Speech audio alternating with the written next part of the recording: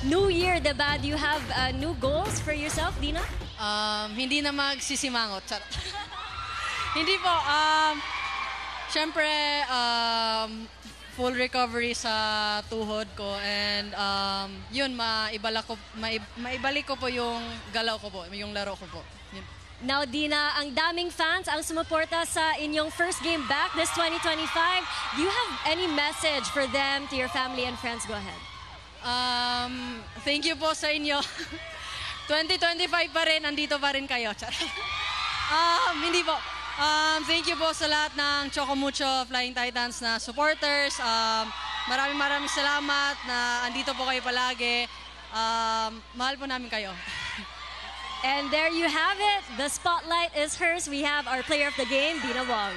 Back to you. Message? Message. More message. Hi lang sa family ko po sa Cebu.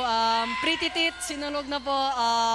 Sa Dina Wong Philippines, maraming salamat po. Sa Choco Mucho Flying Titans supporters, sa Rebisco Management, sa buong coaches. Kay Adi D, good luck po.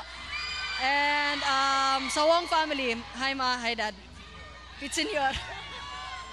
And there you have it. Many things to be thankful for. Back to you.